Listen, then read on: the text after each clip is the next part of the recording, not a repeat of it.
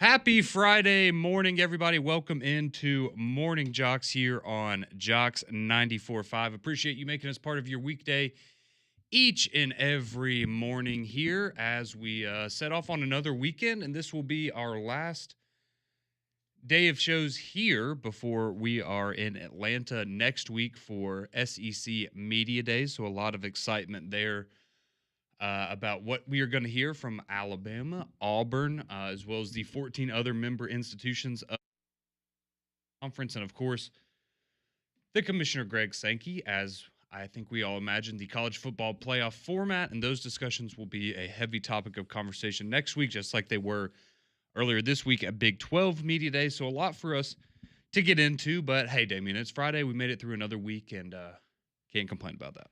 Yeah, it's been an interesting week to say the least. I think that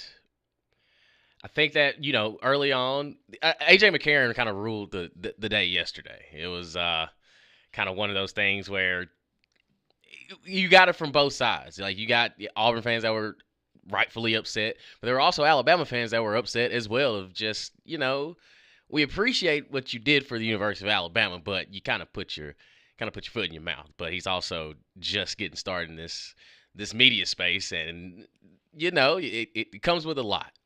Whatever you say on these microphones, it tends to travel.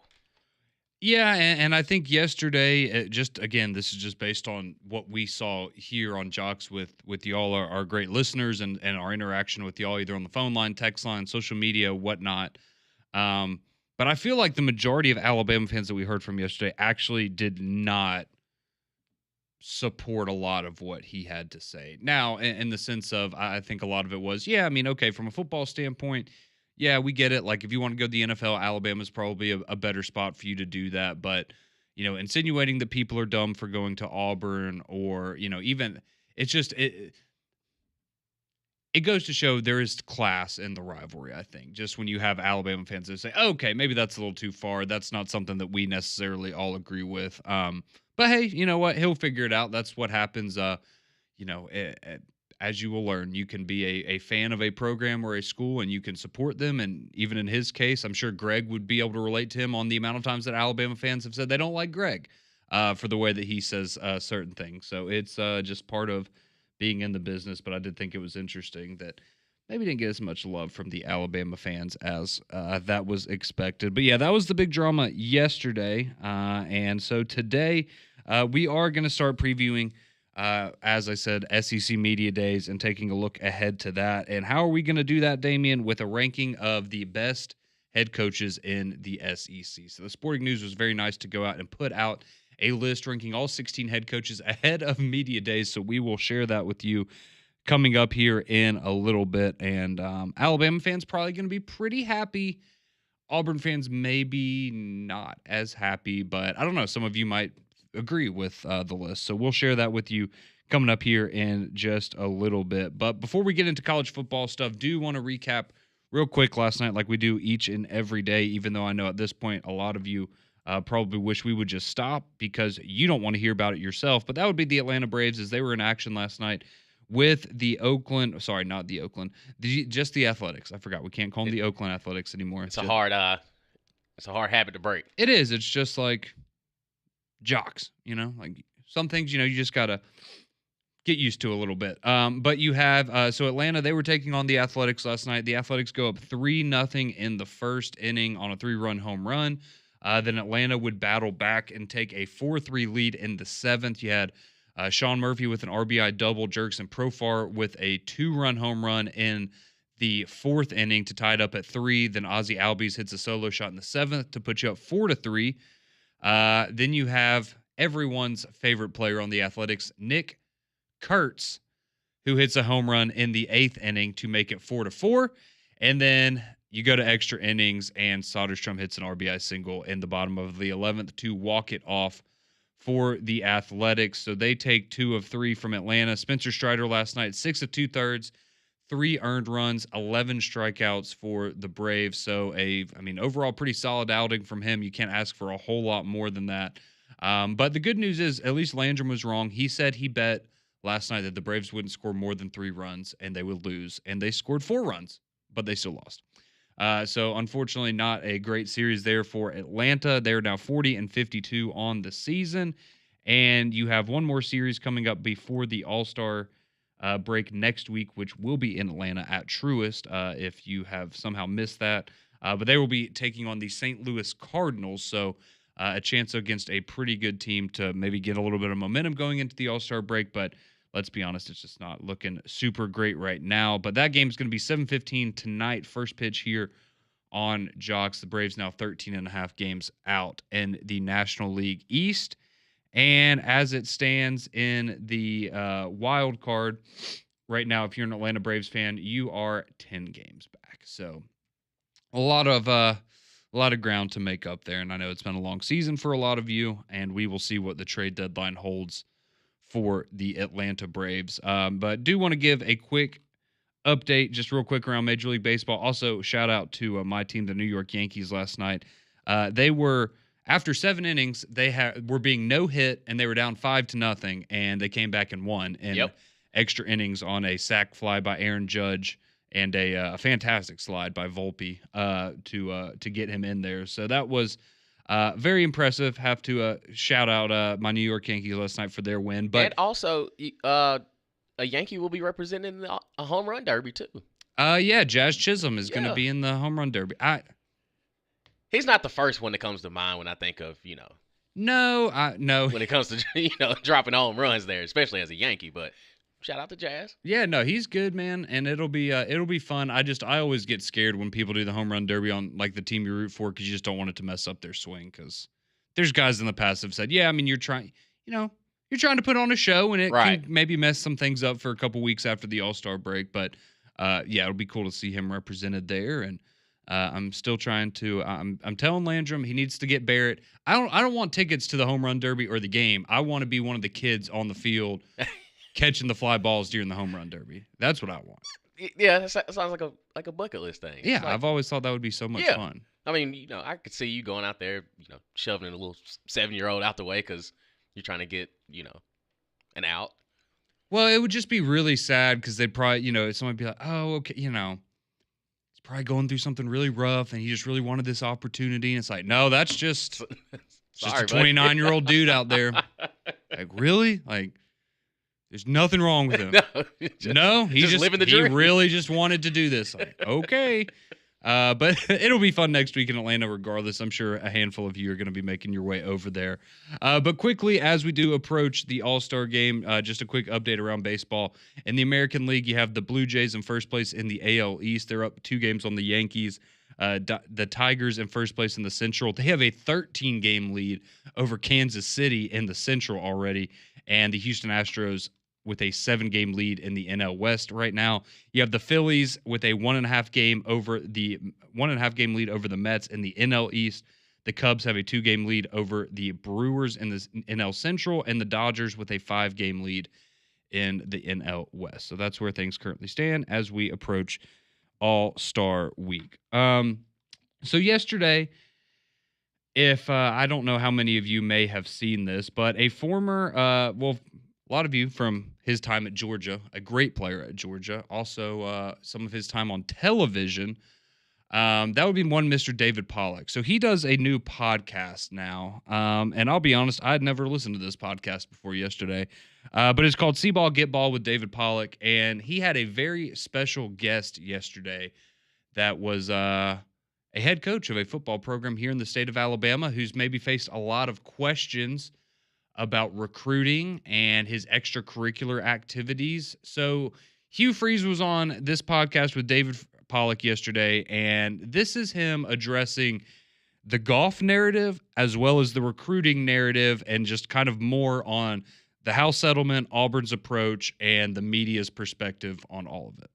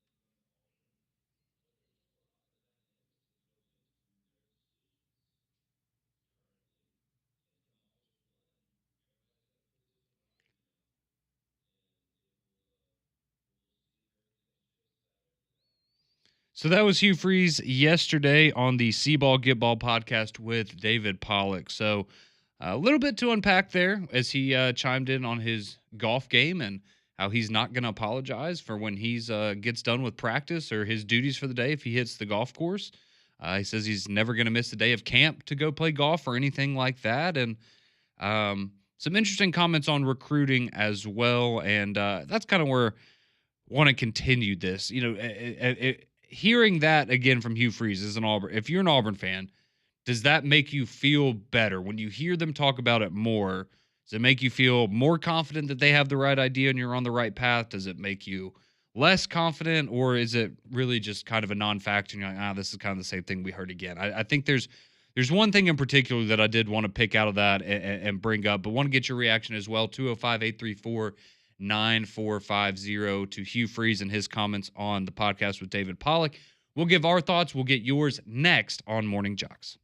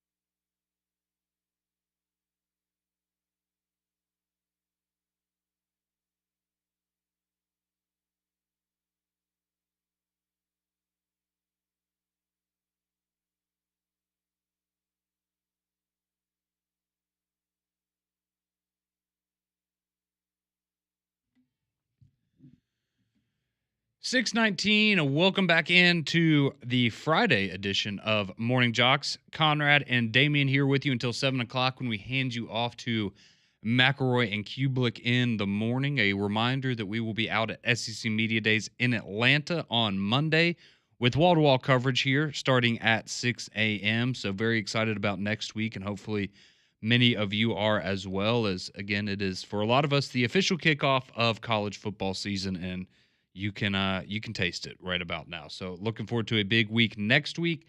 But this morning we just shared some audio from Hugh Freeze. If you've missed any parts of the first segment, he was on a podcast with David Pollock yesterday and just kind of opened up a little bit. He talked more about, this season and some of the things going around with the team and the current roster as well during the podcast. But the part that everybody was interested in and gravitated towards, obviously, was the stuff about recruiting and his golf game. And so if you missed it, to paraphrase quickly, he doesn't ever miss any football-related functions or responsibilities in order to play golf. It's more a case of, hey, if he gets an early day out of practice or out of camp, whatever, then him and his wife might head up to the golf course and go play a round of golf, and that's how he likes to relax and spend his free time, and he's not going to apologize for that, and that is that.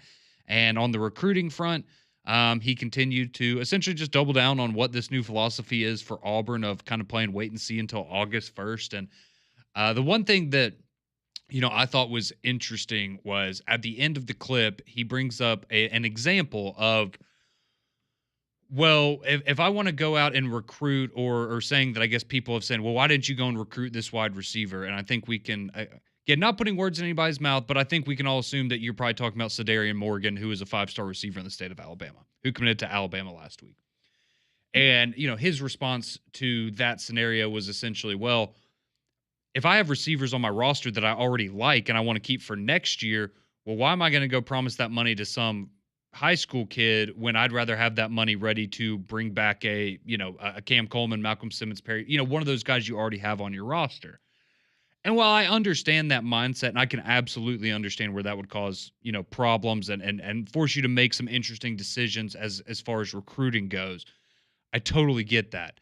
I will also say this. Now, granted, Sadarian Morgan, that's a special talent. That's a dude that you would absolutely love to have. I don't think the criticism necessarily is, hey, Auburn, why did you not go get more 5-star receivers to add to your class? And I get, maybe that's not the point he's trying to make, but to me, it almost comes off a little bit like he's throwing himself a softball question a little bit of like, oh, well, why would I go out and get a receiver? I'm not worried about receiver. What are you doing on the offensive line? What are you doing on the defensive line? What are you doing at linebacker? Like, those are the spots that you need. And he brought up the quarterback position later as well in a different clip of essentially saying, well, how am I supposed to go and commit or recruit a 5-star quarterback and say, hey, you want to come sit behind Jackson Arnold and Deuce Knight and learn? Like, and I totally understand that. But again, I think the Auburn fan base in general isn't looking at those two. Like, you're choosing the two positions on your team to cherry pick that you have some good depth at, right? I think the question comes, what are you doing at those other positions that you need reinforcements now? So a little bit of that felt like maybe you're asking yourself a bit of a softball question, kind of taking an easy way out. Because again, I don't think it necessarily addresses the issue at hand there, but it is an interesting concept just in general of having to balance roster retention and recruiting. And if you have a position with a lot of talent, which to Auburn's credit, they've recruited really well at wide receiver, maybe that does mean you take a year off from that position at the recruiting level. I don't know if you had similar thoughts, Damian, or what you took away from that clip of Hugh Freeze and just hearing him talk more about the recruiting.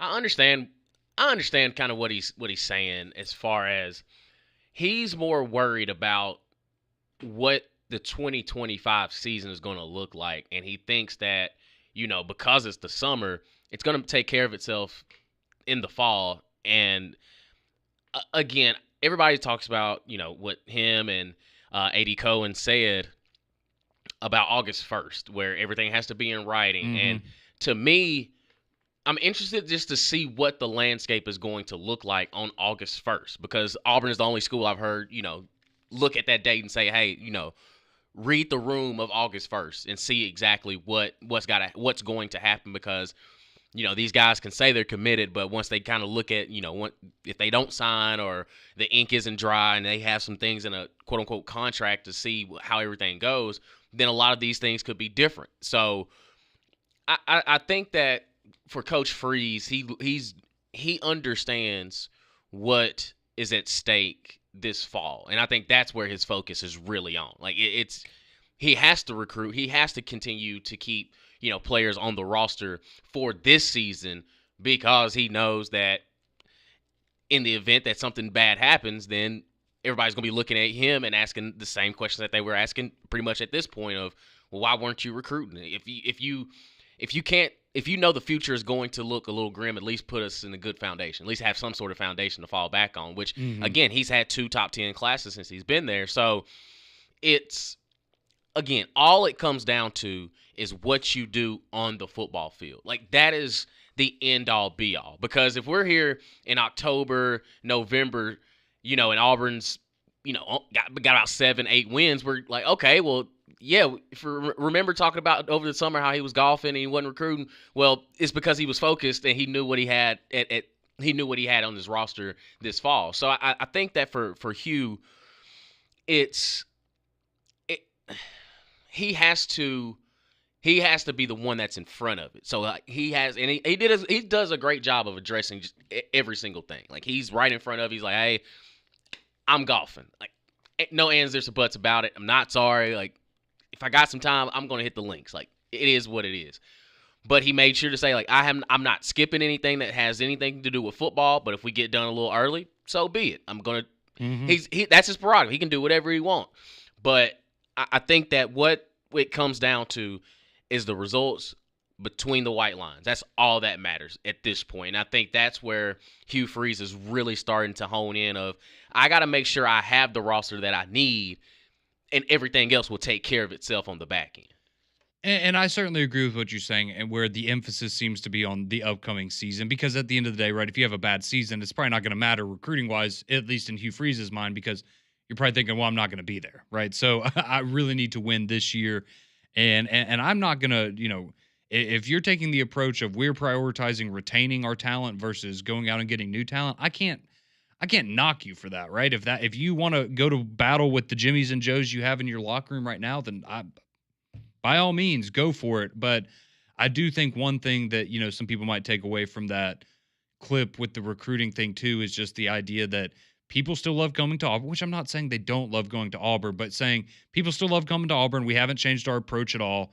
And then you're going to have some people going, okay, so is it strictly just a money thing, or what is, if you're not changing your approach and this is the situation, is it just a money thing, or is it a situation where maybe it's time to change the approach a little bit? Because again, it worked the last couple of years, but I can't tell you how many stories and podcasts and things I've listened to and read over the last couple of weeks of different people around college football. Man, recruiting's different now. This year has been so much different. It just feels like things are changing, and maybe they are. And again, who knows? Maybe Auburn's right on track. Maybe they're a little behind the 8 ball. Maybe they're ahead of the 8 ball. We don't really know, and we'll find out soon enough. But again, I think it's just one of those things where you hear your coach say, "Oh, we haven't changed anything," and the results are drastically worse than they have been the last couple of years. That's gonna, I think, inevitably raise a couple of questions there. So I just wanted to have a quick conversation about what Hugh Freeze said on his interview with David Pollock yesterday. So some interesting stuff there. And I know some of you chiming in on the courtesy GMC text line as well. And so we will get to some of those coming up. But we talked about it earlier in the show. And what better way to kick off SEC Media Days, Damian, than with a ranking of the head coaches of the SEC. So that's what the Sporting News went out and did to preview Media Days. And we will tell you 1 through 16. Where is Kalen DeBoer? Where is Hugh Freeze? Where is Josh Heupel? And others. We'll tell you next on Jox.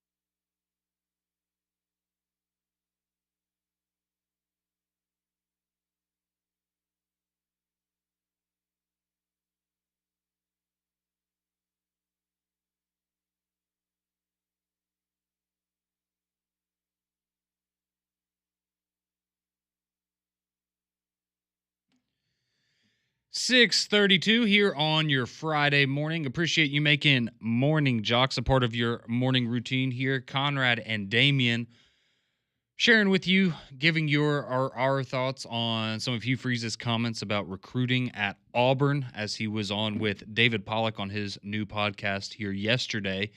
And we're going to get to our SEC power rankings for the head coaches heading into media days. But quickly, Damien, this text did come in on the GMC text line. It says, with Deion Sanders, Mike Gundy, and others echoing what Hugh Freeze and John Cohen said about revenue sharing and schools offering money, what are your thoughts? Both said exactly what Auburn has said about teams offering deals early. Auburn played more freshmen than any other SEC school last year.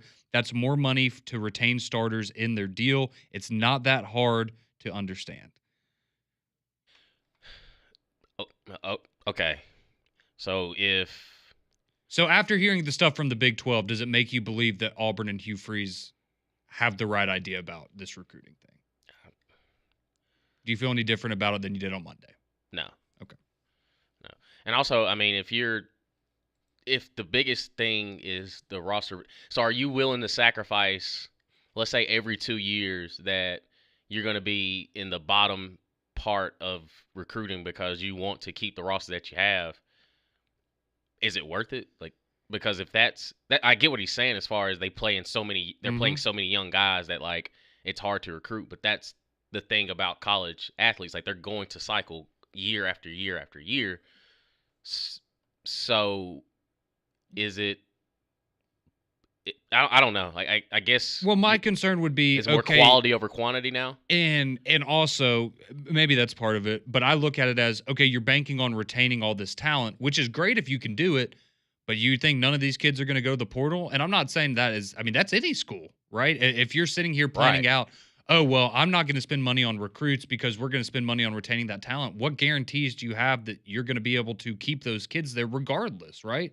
So that would be my kind of pushback to that. But look, I mean, there's more credit to it if you want to say that, with the Big 12 coaches getting involved and sharing their piece at media days this week. But I mean, ultimately, at the end of the day, the one thing that hasn't changed is we're just going to have to wait and see, right? We will find out in August if Auburn was right, if Auburn was wrong, and what that means for Alabama and other schools around the SEC. So I kind of, because I'm with you, like, it makes me think a little bit more, but it doesn't change my opinion on anything because we don't know what's going to, like, Hugh Freeze doesn't know what's going to happen, right? He's doing what his people are telling him, just like, Kalen DeBoer is doing what his people are telling him at Tuscaloosa, and Kirby Smart's doing what his people tell him in Athens, and, that's the way it goes all around the country. So, but appreciate you sending that text, and I thought that was an interesting thought there. But we did mention it. If you're just now joining us, we were going to get to some SEC head coach power rankings ahead of media days. So the Sporting News has been kind enough. They actually ranked every coach in college football. So maybe after media days, we'll come back to this and go through the rest of the list. But I'm going to give you where they have the 16 head coaches ranked in the SEC, but I'll also tell you where they have them ranked in the overall picture of college football, right? So there's 134 coaches. I'll tell you where they rank within that 134. So number one, no surprise, Damien. Number one in the SEC and number one overall, the best coach in college football, according to the Sporting News, Kirby at Georgia. No question about it. Yeah, not a big surprise there. All right, how about this at number two? So the second best coach in the SEC, fifth best overall in the country, Steve Sarkisian. The resume does speak for itself. Back-to-back playoffs. Mm-hmm. Big expectations this year. I certainly think you would have a lot of people in agreement with that. How about at number three? So he's number three in the SEC, number 6 overall. So right behind Sark is a man that hasn't ever lost to Sark before, last time I checked. That would be Kalen DeBoer at Alabama. No problem with it at all. Seems fair. Can't argue with that. I think you could make a good argument that he could potentially, if Alabama has a really good year, maybe you move him up a spot. If they have a really disappointing year again, maybe you move him down a spot, and this guy gets bumped up. So the fourth best coach in the SEC, Brian Kelly at LSU. No problem with that. He is ranked as the 9th best coach in all of college football as well. They're 4 for 4. 4 for 4. All right, how about this? Rounding out their top 10, so this will make 5 coaches. So half of the top 10, according to the Sporting News, 5 of the top 10 coaches in college football are in the SEC. Number 5, Lane Kiffin. The proof is in the pudding. Okay. I thought you might have this guy ahead of him because right behind Lane Kiffin at number 11 in the country would be Josh Heupel, Mm-hmm. the 6th best head coach in the SEC. Feel pretty good about that? Yeah. Listen, the $5 ahead of him, I am perfectly fine with. Can't argue with that. Would you have him ahead of Lane because he's made a playoff, though? It's worth the discussion, but Lane has the head-to-head. And he's just more of a track record. Well, some of it maybe not as good, but he's Right. He's been around. He's been around, yeah. He's been around. All right, number 7, coming in as the 21st best coach in all of college football, 7th best in the SEC, Eli Drinkwitz. The last 2 years has helped him out tremendously. Absolutely. They have helped him out tremendously. And I wouldn't be surprised, and nothing against him. I like Drink. I think he's a good coach. I think he's a really cool guy. But, depending on how this season goes, I think that's somebody you would not be surprised if he was maybe a little bit lower next year. But, again, that's another guy. If Missouri goes out and wins 9 games again this year, I think Drinkwitz is gone. In the sense of he's going to get a bigger job. He's going to be very in demand for a bigger job jobs somewhere else. But we'll wait and see. Just throwing that out there. All right, number 8, we're halfway done. Mike Elko at Texas A&M. They have him as the 26th best coach in college football.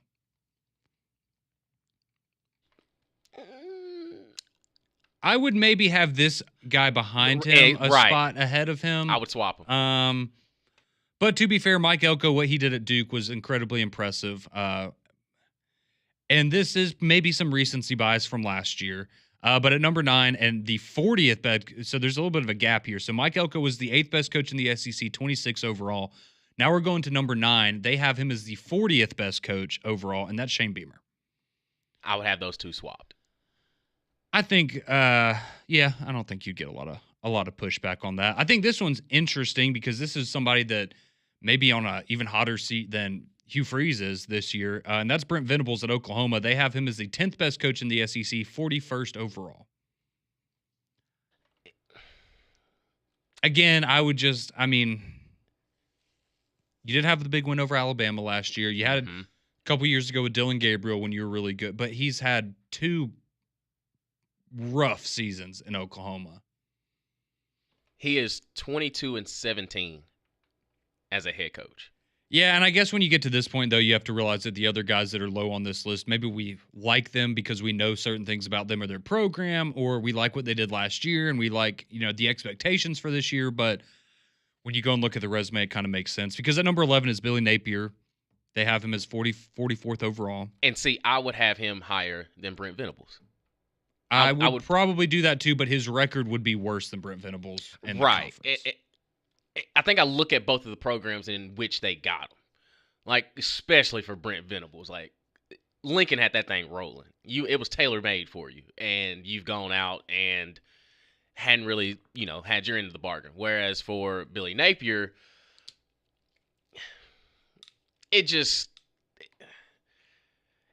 everything was gutted. Like, it was kind of just gutted a little bit, and it was down. And he had to do a lot more building up to get to where he is. And I think that last year really kind of showed me that if you give him time and get out of his way, he can show you exactly what he can do. Like he did it with a freshman at quarterback that he necessarily didn't want to be on the field at the time, but then you saw him get better and better game after game. Yep. And now going into this season, it's, man, how good can they potentially be?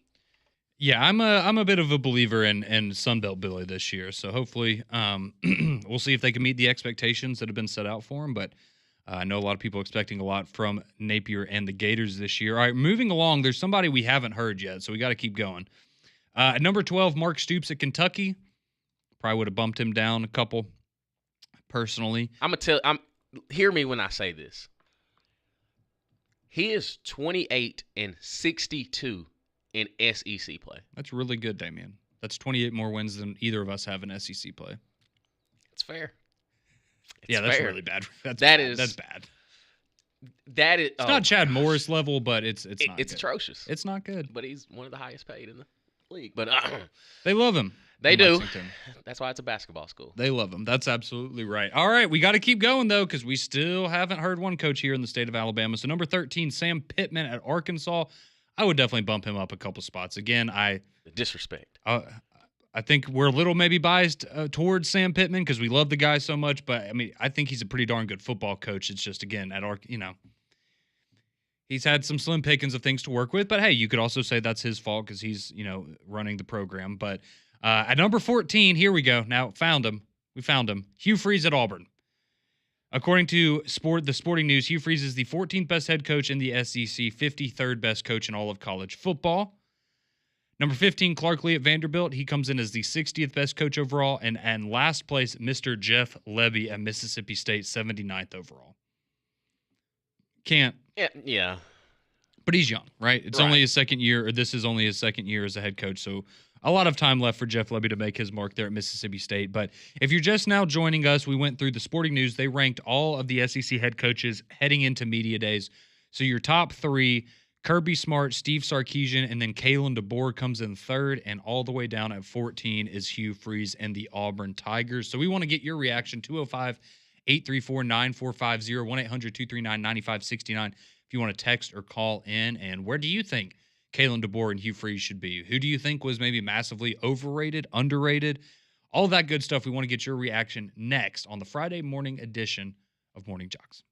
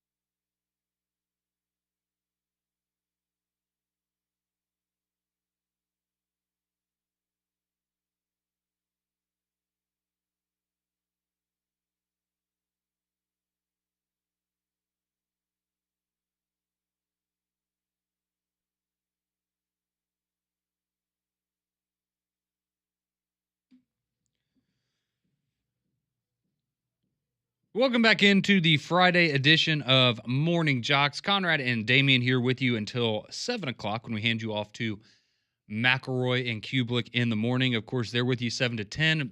That will be Greg, Cole, Damian, and Saber. Then I'm back from 10 to 2 with Landrum and Molly for three-man front. And, of course, the Paul Feinbaum Show coming your way after that. And Atlanta Braves on 7:15 first pitch tonight as they will take on the St. Louis Cardinals. You can hear that all here on Jox. And if you're just now joining us this morning, we just went through the sporting news and their rankings of all 16 SEC head coaches heading into media days. And you had at the top of the list, unsurprisingly, Kirby Smart of Georgia. They have him as not only the best coach in the SEC, but the best coach in all of college football. I don't think you're going to see a lot of pushback on that one. You had Steve Sarkisian coming in second, Kalen DeBoer third, Brian Kelly fourth, and Lane Kiffin fifth. So that's your top five in the SEC. And then you had Hugh Freeze all the way down at number 14. So you had Hugh Freeze at 14, Clark Lee at 15, and Jeff Lebby at 16. So that's your top of the barrel and bottom of the barrel, according to the sporting news. And we want to get to some of your reaction on the text line really quick. But quickly, if you were wondering, because we were just kind of going through the list, the excerpts of what they wrote about both Kalen DeBoer and Hugh Freeze and their rankings. For Kalen DeBoer, it says, replacing a legend is never a simple task, and DeBoer learned that firsthand during his 9-4 inaugural season, snapping a 16-year run of 10 or more wins since Nick Saban's first year back in 2007. But after a highly successful offseason on recruiting trail and a largely returning roster, hope springs eternal in Tuscaloosa, and Kalen DeBoer's overall success with a career record of 113-16 certainly bodes well for further improvement in year two. Like, do you hear that? 113-16. Pretty good record, Damian. And people continue to question if he knows how to coach ball. Well, he only did it at Sioux Falls, so people don't get it. It doesn't count. Man, if you know, you know. Like that brother can coach, man. Yeah, he seems to be pretty good. So we will but hey, we'll wait and see how it plays out on the field this year for Alabama. How about Hugh Freeze? What did they write about Hugh Freeze? They had him ranked as the 14th best coach in the SEC. They say the ex-Ole Miss coach enters his third year back in the league and is already facing turmoil from fans after struggling through an 11-14 record and 5-11 mark in conference play during his first 2 years on the Plains. That said, Hugh Freeze hasn't shirked from the expectations, landing ex-Oklahoma QB Jackson Arnold out of the portal to lead Auburn's offense in 2025. If Freeze can get the Tigers moving in the right direction and deliver Auburn's first winning season since 2020, expect the hot seat talk to cool off considerably. There's one word in all of that. If.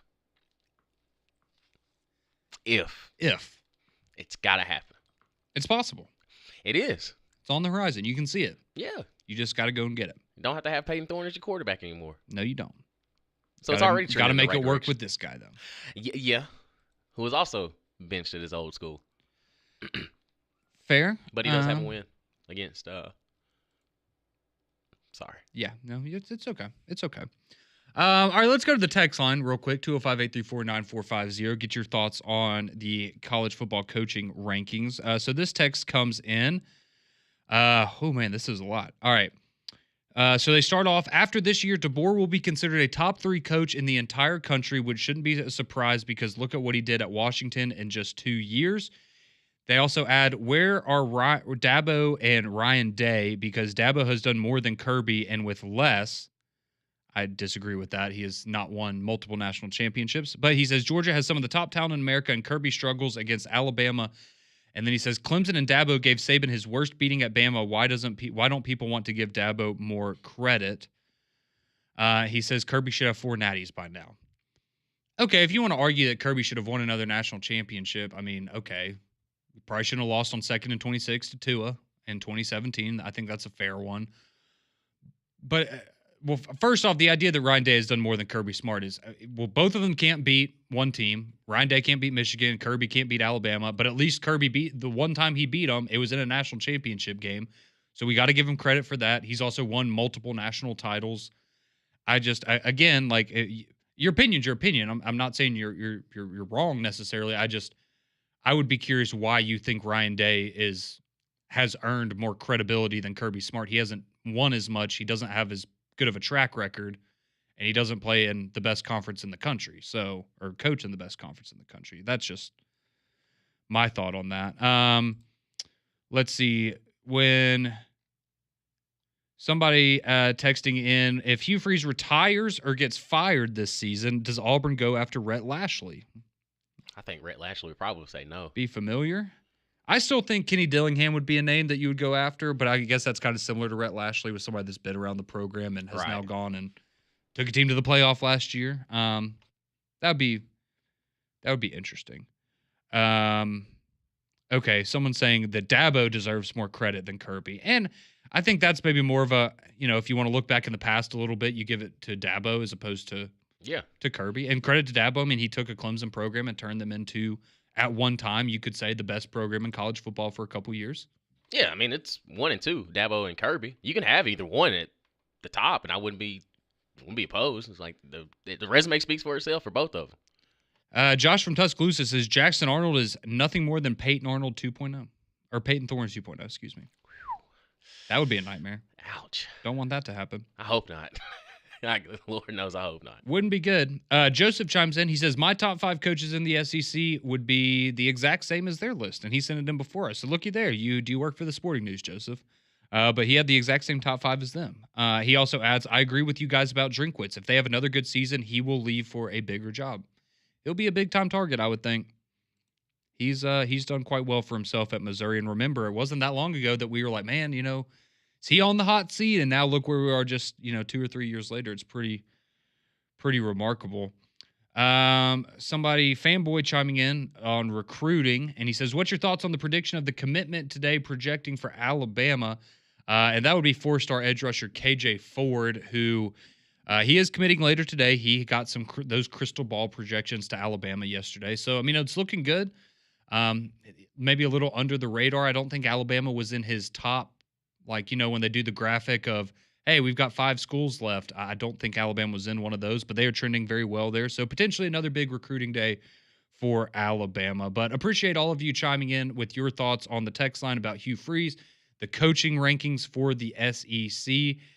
We'll be back on Monday at 6 a.m. live from SEC Media Days in Atlanta, Georgia. Can't wait to set the scene for you and have a big week of Media Days coverage. Mac and Cube is next.